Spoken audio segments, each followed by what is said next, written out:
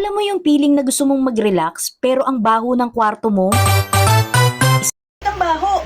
I think it's somebody fun. Stressful, di ba? Parang ang hirap mag-relax sa bahay. Tapos, ang dami kong aroma diffuser na nakita online. Pero ang mahal, nakakainis. Then, nakita ko to sa TikTok, yung automatic aroma fragrance diffuser. Ang cute!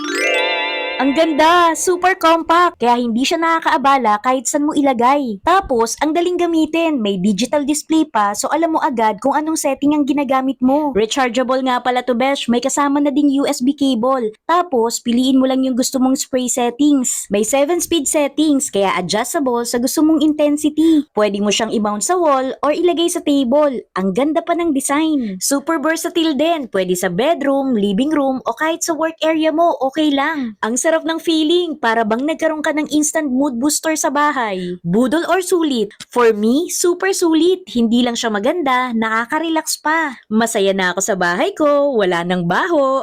Try mo na rin. Nasa comment section ng link or click the yellow basket to order. Bye!